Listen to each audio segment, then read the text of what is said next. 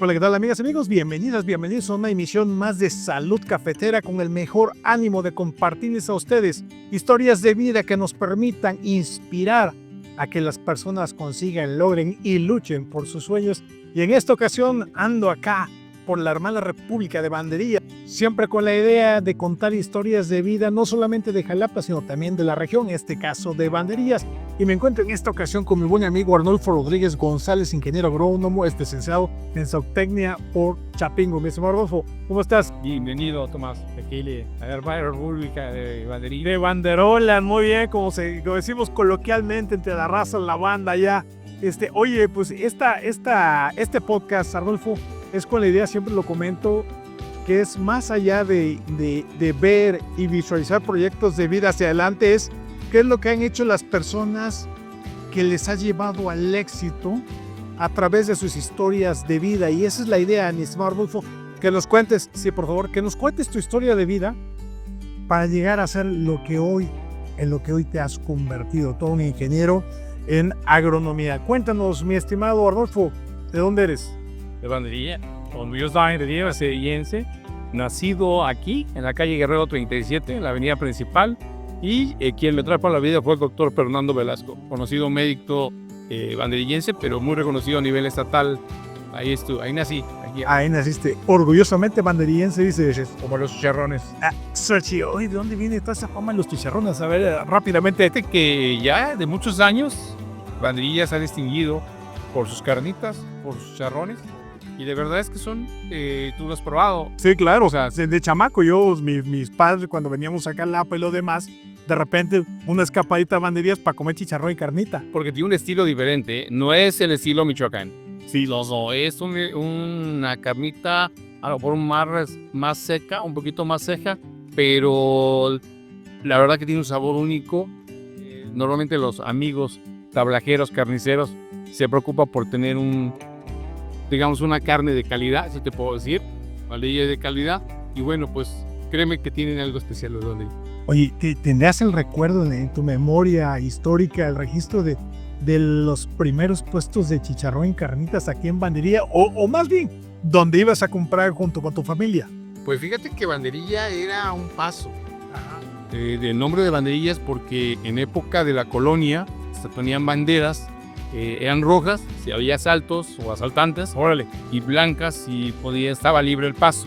Se ponía en el cerro que hoy se llama La Martinica y el cerro que hoy se llama Porfirio Díaz. Entonces era su nombre. Entonces era como merendero. La gente pasaba, descansaba, comía. Desde ahí viene su estilo. Era la antesala a la ciudad capital como tal. Tiene su historia, era gastronomía principalmente o comida para los pasajeros. Así se empieza a fundar Banderilla. En lo que era en ese tiempo Quexalapan, ¿no? Lugar de quexales.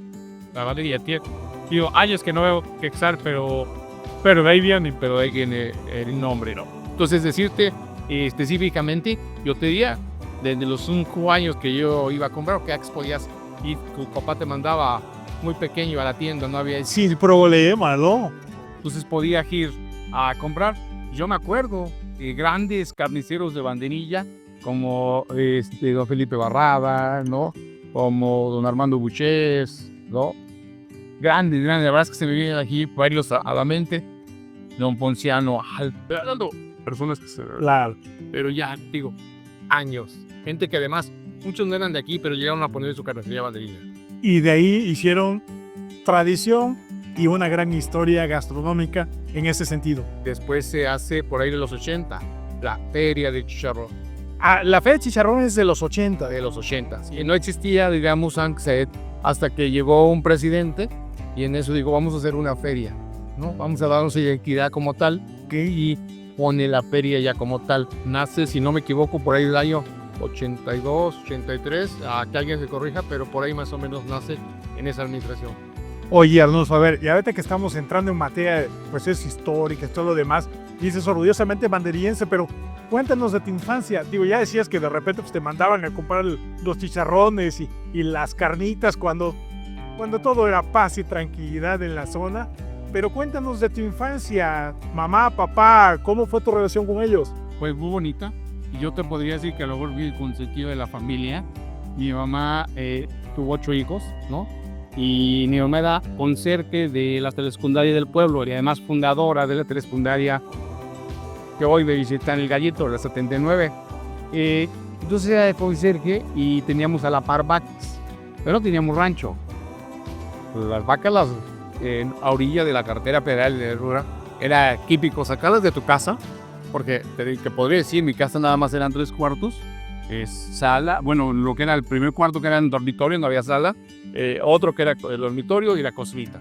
Pero en el patio, las vacas todos los días había que sacarlas, a irlas a amarrar y en la tarde-noche venirlas a encerrar, que se ordeñaban adentro de la casa. Claro. Entonces pasaban, porque en mi casa son 3.5 de ancho, o sea, son 70 metros de largo, pero 3.5 de ancho.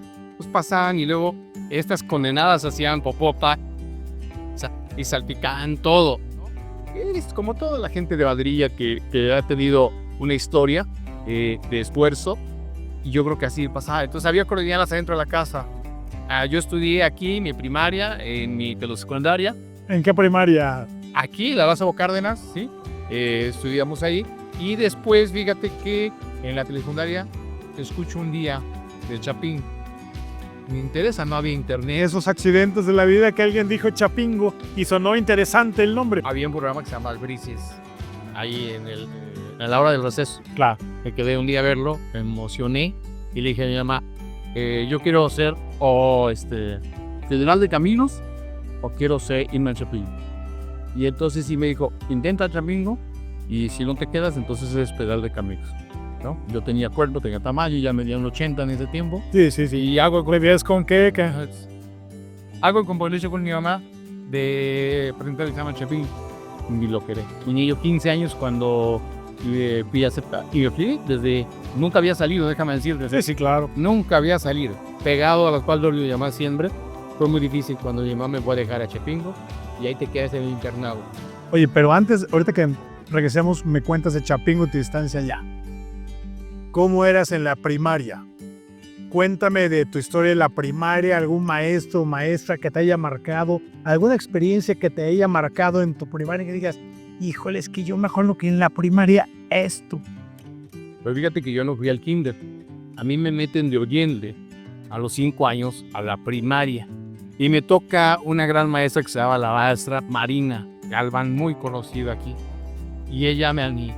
Y pues obvio, yo voy pequeño en la vida de kinder, no me pasa al siguiente año, al segundo. Todos mis compañeros se van al segundo y yo ya con 6 años ya entro bien a la primaria y me cambia de maestra. Yo no quería ir a la primaria, pero ya no tenía ganas de ir, ¿no? Claro, estabas en la edad de los apegos y que casi la maestra era una extensión de la mamá, ¿no? Por X razón, la maestra se regresa primero y vuelve a ser mi maestra. Y bueno, pues ya ahí fue una de las maestras que en la primaria de Taro, y a mí, como muchas maestras, la maestra Elenita, una maestra que no daba clases en primaria, pero ibas a clases con ella en momentos de asesorías por la TAP. Le pagaban, si no me equivoco, creo que como 5 centavos por la vez que fuera. Un esfuerzo para muchas mamás. Todavía eran 5 centavos, pero una maestra que te regueaba. Bueno, también el chance de hacer eso para enderezar a las criaturas. Pero fíjate que a muchos los enseñó a leer y escribir. La letra constante, dice el dicho. Sí, es así, es bastante. Pero de los maestros de primaria y otro maestro que venía de Naulinco, pero daba aquí, se llamaba el maestro Juan Pablo. Alguien que siempre me dijo que confiaba y que tenía, creo que era un maestro que tenía algo como uno de abajo. Y siempre los decía, ustedes pueden ser. Y bueno, ya en la secundaria tuve también grandes maestros. Maestro Jaime Carreto, maestro Miguel Ángel Melis, ¿no? Maestro José Alonso. Varios maestros que se le vienen a la mente, bueno, a otros por ahí que fueron, que no me dieron clases, sí fueron siempre que motivaron a que no pueden decir. La verdad es que mucho recuerdo del pueblo, cuando Banderilla, la calle principal, pues era entre empedrada y asfalto, ¿no? No había el completo que tiene, ¿no? Claro. Banderilla. Pero todos se conocían, ¿no?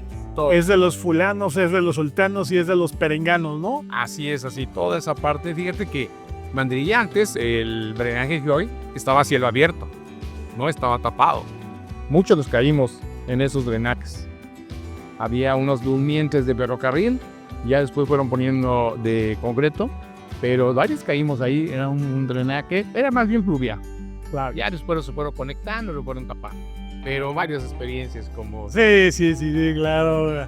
Echen paja que voy a aterrizar y vas para abajo. Y vas para abajo. Oye, Arnulfo, y con la flota, con los cuates, ¿cómo eras? ¿Amiguero, futbolero, beisbolero? Muy futbolero. Me encantaba jugar.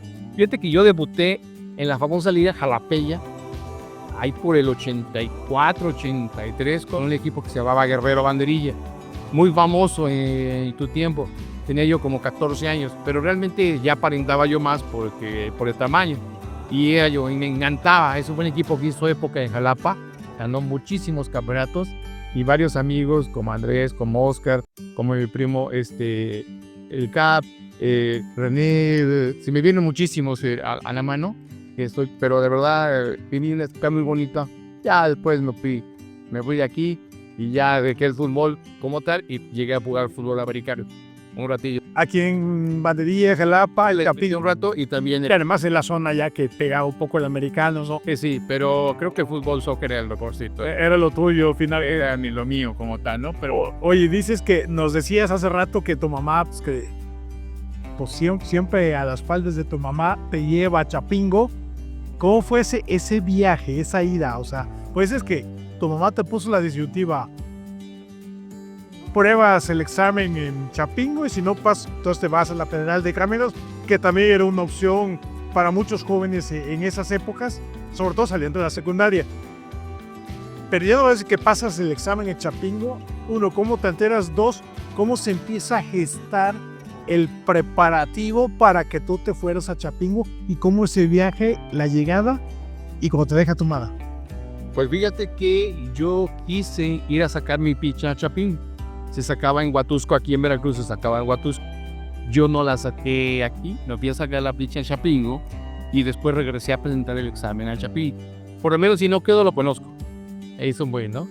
Porque otros sacaron en Huatusco, que ahí está un centro regional, y ahí lo presentaron. Y entonces me fui. Ya cuando llegué conocí a la universidad de vista, muy enamorado desde que fui a sacar la picha. Pero iba yo emocionado, pero nunca me esperaba. Y mi mamá estuvo conmigo una semana ahí, en la que yo, una especie de adaptación que la universidad te permiten.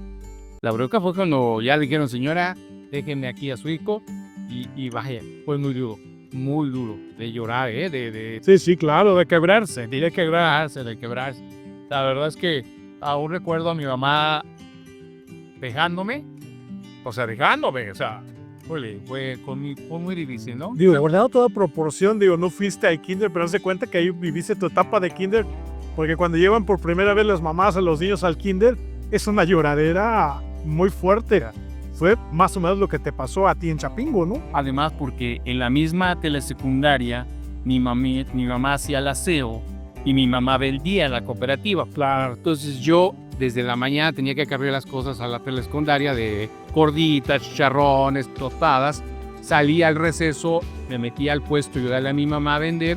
Salíamos y me quedaba con ellas a limpiar todo lo que era la escuela y a carriar todo. Entonces estaba muy pegado a mi mamá. Yo pasaba con ellos y en la tarde pues había que ordeñar las vacas, había que estar con ella y era mi compañito. O sea, salíamos y los íbamos a comprar en ese tiempo a Chedraui Centro, el jamón, ¿cómo se llama? La mayonesa, toda esa parte, ¿no? Y pues era. Claro, o sea, era tu mamá, tu compañera de trabajo, la señora de la tiendita donde eras estudiante, o sea, era toda una vida juntos siempre, como muégalo, como se dice. Yo nunca me fui de pinta en la secundaria porque estaba yo, ¿no? Te decía, yo nunca me pude ir de pinta. No conozco de verdad, Yo cuando alguien se va de pinta, es que no tuve yo ese chance, ni una oportunidad, ni nada por decirlo. Oye, se regresa tu mamá de Chapingo acá a Banderilla. ¿Qué pasa en tus primeros 10 días sin tu mamá? Sin ese, ahí está mi mamá, cualquier cosa, recurro a ella o nos regresamos juntos. ¿Cómo empieza ya a ser tu adaptación, tu proceso adaptativo a Chapingo, a la rutina de la universidad? Pues mira, es una universidad que te paga por estudiar y conoces desde que llegas el país prácticamente empiezas a viajar. Entonces empiezas a hacer cuenta, el primer viaje lo hacemos al estado de Morelos, muy cerquita, Cuautla, Morelos, a 2 horas de Texcoco, pero íbamos en el mismo día, empieza. El problema fue cuando me dio varicela, a los pocos meses. Me da varicela, Chapingo tiene una clínica, un hospital ahí, y te aíslan, ¿no? Y entonces, pues porque imagínate, con ese internado y comedor, contaminas y a todos va para adentro, ¿no? Con mayor referencia a la pandemia. Y yo lloraba. Claro, debo decirte que me escapo del hospital. Me escapo del hospital. Ahí fue tu primera pinta. Me escapo del hospital. Yo vi dónde estaban mis cosas guardadas. Estaba una señora ya de la tercera edad, que se veía mucho, muy amable, muy linda, pero se dormía de momento ahí eso. Me escapo, me subo y me vengo. Yo llego a la casa y todo con temperatura, todo marcado de la varicela, y me tiro a los brazos de mi mamá y a llorar, ¿no? Bueno, pues me trató mi mamá bien, porque mi mamá era enfermera, mi mamá estudió enfermería cuando ya nos tenía todos. Para mí, es mi héroe, mi ídolo, ¿no? Porque después de tener 8 hijos, madre soltera, nos pudo prepararse, estudiar. Y esa siempre ejemplo tu madre. Siempre como ejemplo, ¿no? Digo, mi madre y mi padre, también mi padre, por ejemplo, era chofer de los Banderilla o a Corte de Banderilla, y después se hizo socio, ¿no? Ya con el tiempo, todo el... Pero entonces te avientas a los brazos de tu madre, de tal, y decir, ¿verdad? Y cuando me dicen, mi hijo ya se te quitó la varicela, vamos, te voy a llevar en un espejo. O sea, no te dio chance de que ya aquí me quedo nada. O sea, porque al final del día fue tu elección y el Tachapí. Sí, fue mi elección, ¿no? O sea, fui, pero yo creo que no pasaron 10 días. Como enfermera, me dijo, ya no contagias, ya estás bien. Y yo, pues aquí, en ese tiempo a los enfermos nos compraban una manzanita, ¿no? Estaba dando yo, mi manzanita, mis cubos. Era aquí, mi mamá con mucho esfuerzo, te regresas. Y a ver, ¿hubo algún telefonazo de tu madre a Chapingo? Oye, acá está este cabrón, se vino de pelada. Oh, fíjate que no. En Chapingo te dan 100 puntos cuando llegas, ¿no? Entonces tú te los vas gastando y cuando te van sancionando. O sea, tú hiciste algo, te quitan 10 puntos, depende de la gravedad. O sea, como videojuego. Sí, te van quitando. Entonces eso me costó 20 puntos. De los 100 que tuve, ya de ahí nunca me quitaron nada, pero sí te van quitando. O sea, cualquier indisciplina, no sé ahora, pero en ese momento te iban quitando. Tenía 100 puntos, si después de los 100 te los acababas, te expulsabas. Ya era tu baja. Oye, pero qué interesante que tu mamá, uno, te dio la oportunidad de elegir Chapingo o Federal de Caminos. 2, cuando decidiste, te apoyó. Y 3, cuando regresaste porque te escapaste, te cuidó, te mimó y dijo, mijito, cumple con lo que tú decidiste.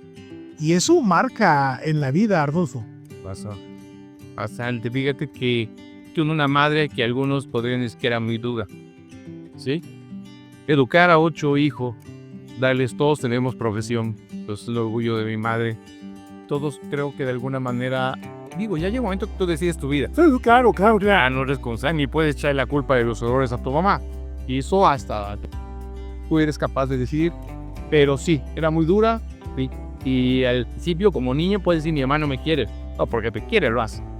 Haces muy, muy larga. Mi mamá, un amor. Pero yo teniendo 18 años se muere mi papá. Y fue un impacto la muerte de mi papá. Aunque no vivía con nosotros, tú sabías que contabas con tu papá.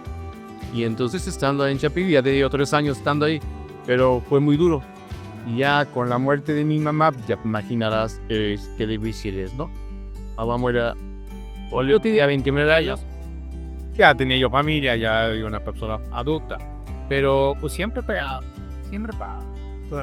Oye, Arnulfo, terminas Chapingo, dices que desde que llegaste a conocerla para el examen te enamoraste, ¿encontraste ese sentido de la vida que seguramente a esa edad andabas buscando? Sí, yo era un soñador. O sea, ¿qué te pasa cuando tienes 15 años? Te enfrentas a una realidad dura, pero no la visualizas costeando. La visualizas hasta que ya estás en medio, ya eres responsable, ¿no? Fíjate que tuve una experiencia muy grata. Bueno, no muy grata, pero un amigo se sale a un baile popular. Yo no quise ir y lo maté. Caray. Se enteran el cuchillo. Desde ahí yo sabía que vine a estudiar, ¿sí? Y ahí me quedé a estudiar. Y entonces, no, cuando ya sabes, te haces responsable, ¿no? Te va buscando. Y yo sabía que mi mamá estaba pensando en mis hijos, estaba a estudiar. Y desde ahí dije, no. Entonces me dicen, creo que a la base de otra caso, y las circunstancias te van haciendo el responsable como se nos va. Digo, porque eso que le pasó a tu cuate, pues fue un llamado de atención de, por si estás pensando hacer esto, mira lo que puede pasar.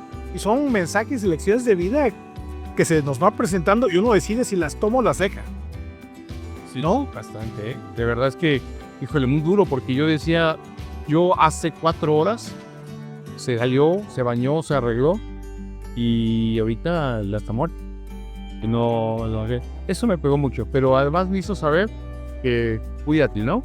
Claro, claro. Hazte responsable de tus actos, que aunque no sea tu responsabilidad directamente, la decisión fue tuya. Claro, al final del día eso fue, ¿no? Y el resultado de esa decisión es que tú seguías vivo y tu amigo ya no. Oye, Arnulfo, cuando sales de Chapingo, pues uno termina la carrera, la escuela y dice uno, ¿y ahora qué? ¿Qué pasa ahí contigo? Pues fíjate que a mí Chapingo todavía me tocó cuando daban trabajo. Salías con la vaca como tal. Y me asignan una plaza en ese tiempo del INEGI, un espacio, a la ciudad de León. Cuando me dice tienes que presentarte en León, está la parte, estaba muy famoso que el INEGI contrataba agrónomos. Pero en ese momento me sale una oferta. Yo ya había trabajado con ellos con mi servicio social y con trabajo. Antes, de estudiante, ya trabajaba yo con la FAP, se llama Fundación de Apoyo a Comunidades, en Chiapas, en Yacalón, Chiapas, donde le suelen muy bien zapatistas. Entonces termino y me voy para allá, pero ya estaba muy fuerte, ya digo, yo no sé por qué dicen que explotó en el 94, cuando ya en el 93 esto ya había movimiento bastante. Entonces decido venirme a trabajar de maestro de telesecundaria, y así trabajo. 5 años de maestro de secundaria y llegué a la escuela Carolina Naya, ahí del 2003, con un maestro Betín Galilde, licenciado, un amigazo que fue maestro también. Entonces me dedico a... Pero por ahí del año 99, 2000 muere mi mamá y me viene una serie de mala suerte, yo creo. En poco menos de 4 meses se muere mi mamá, me accidento, choco en el Tabasco, me quemo porque me iba yo a trabajar a Tijuana y estaba Taesa, ¿no te acuerdas? Que si tu vida no te interesa, viaja por Taesa, se dice Serena. Y entonces yo había sacado un boleto, me dice, solamente te lo devuelven a la Ciudad de México. Iba manejando, se me apaga mi carro y al abrir el cofre, me explota. Y de momento nada más veo toda mi piel como un plástico así. Pero fueron unas series así de muy difíciles, ¿no? Y digo, bien difícil como tal. Y me voy a Tijuana a trabajar. Ya trabajo en una empresa que se llamaba Jersey, era como la Lala. Y era un campo de golf, y allá andaba yo ahí dando la vuelta, buscándole, ¿no? En la ciudad de Tijuana. Y ya, me regreso a trabajar a Lapa como consultor. Yo soy ingeniero agrónomo zootecnista. Y en ese tiempo trabajo con varios ranchos. Hasta que la vida me da la oportunidad de llegar a la Comisión Municipal de Lapa. Ahí llegamos a trabajar. En Jalapa, Materilla. Jalapa. En Jalapa.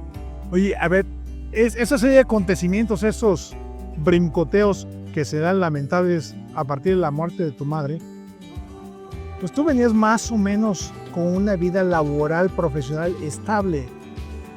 Pero ahí te tocó, te cimbró la vida en varios momentos, ¿no?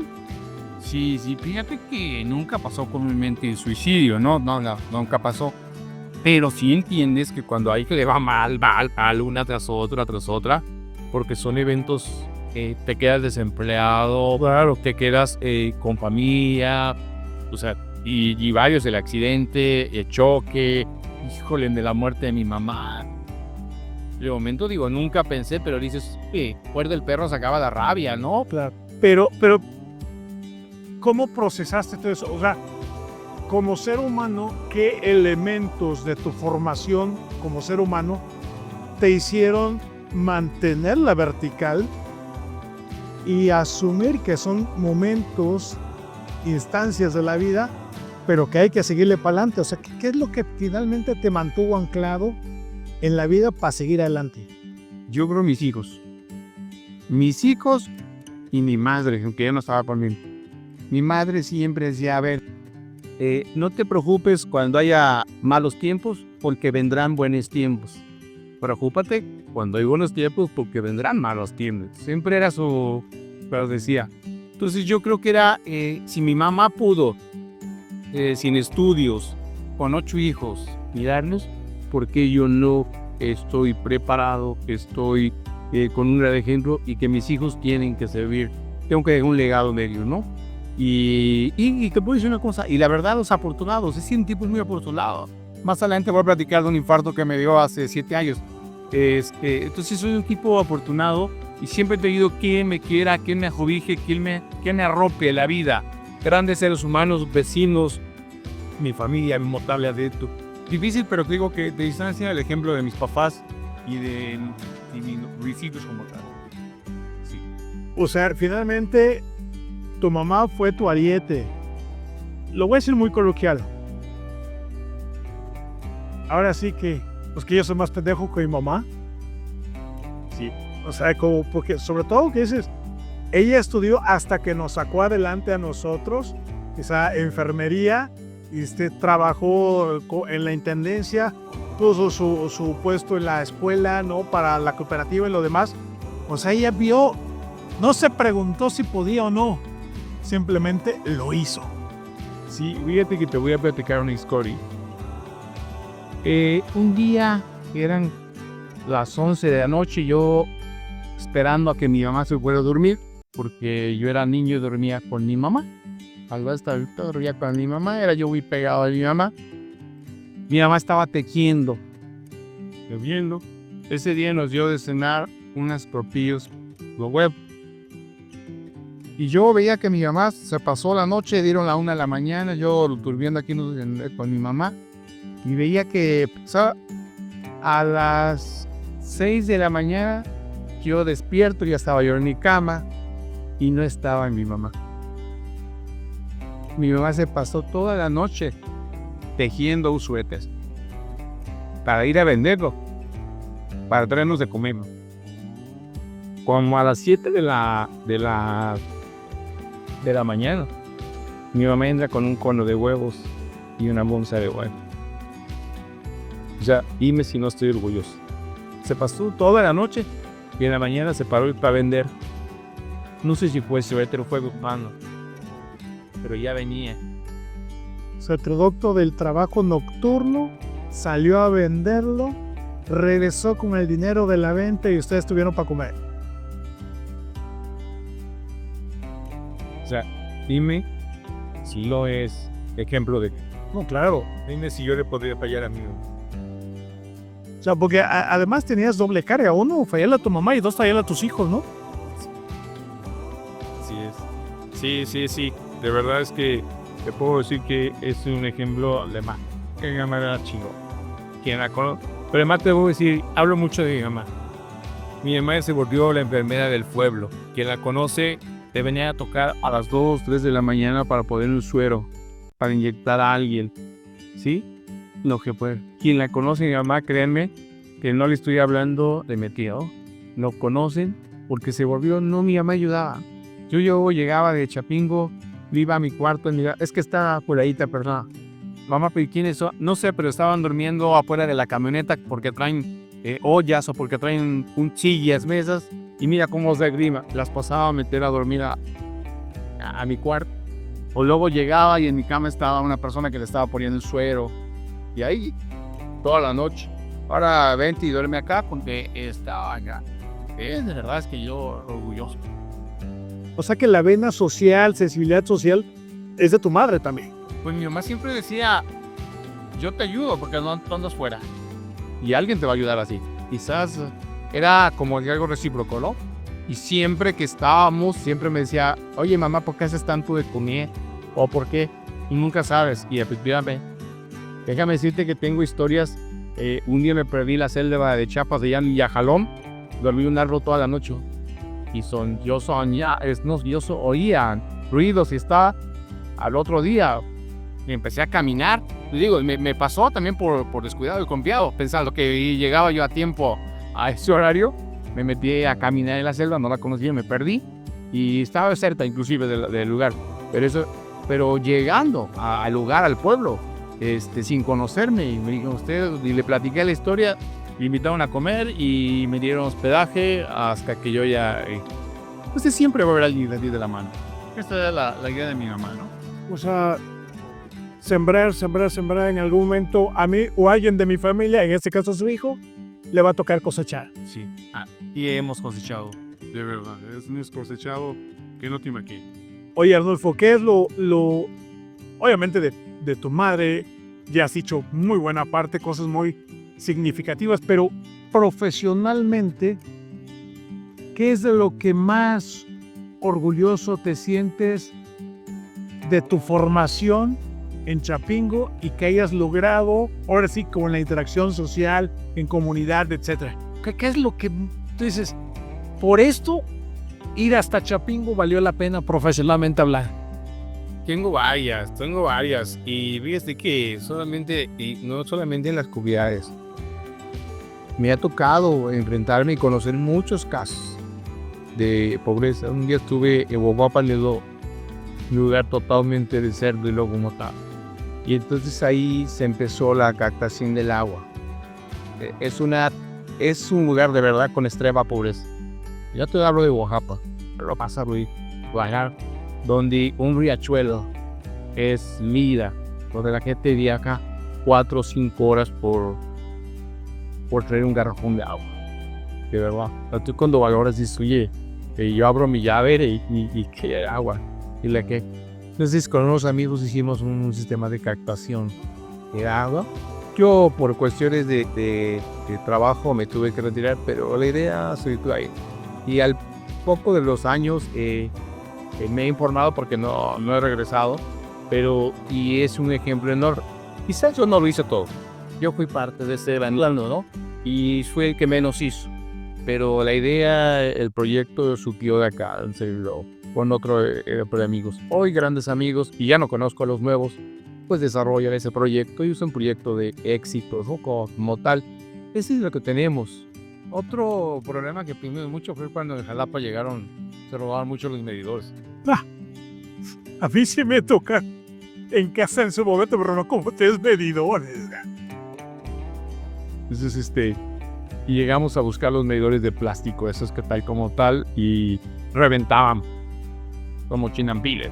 La presión de agua en Jalapa es demasiado alta y pero colaboran ya en un aspecto más técnico con la expertise que teníamos y hacer un producto que hoy se vende en México y las fábricas de medidores hoy lo venden. Fue una colaboración. Siendo secretario técnico del Fondo Ambiental, un proyecto de rescate de las áreas naturales protegidas. Pero un caso específico es San Antonio de las Garzas.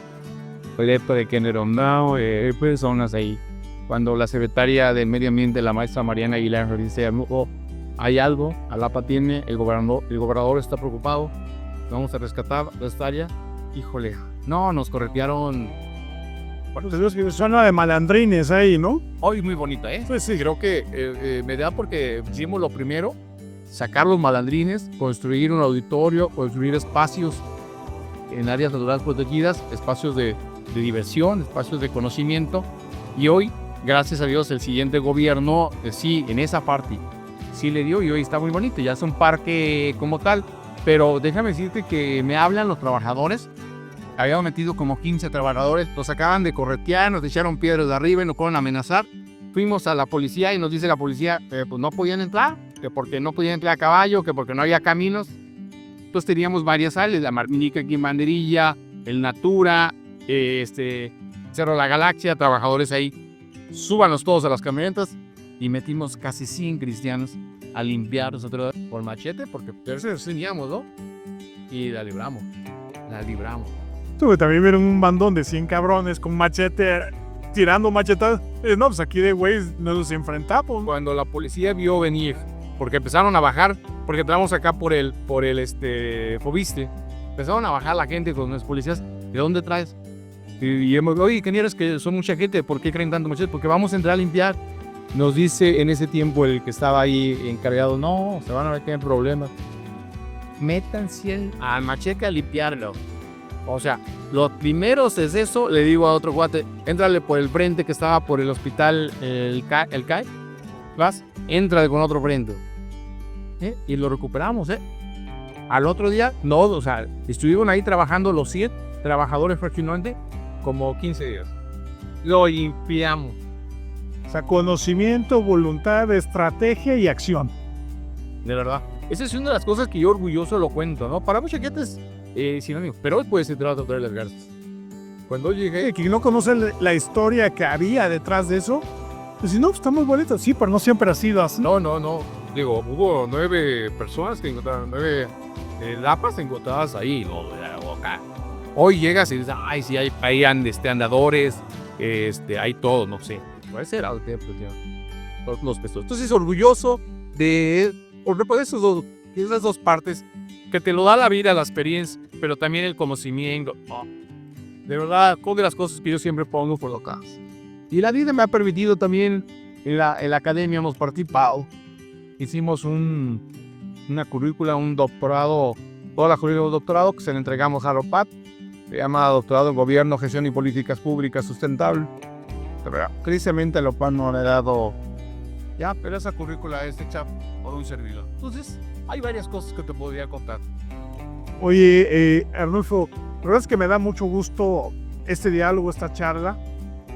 La idea, como yo digo y sostengo, de Salud Cafetera es justamente compartir estas historias de vida, porque no sabemos quién nos esté viendo en este momento y que diga, chingados, sí se puede, sí, con esfuerzo, con dedicación, con estudio, compromiso.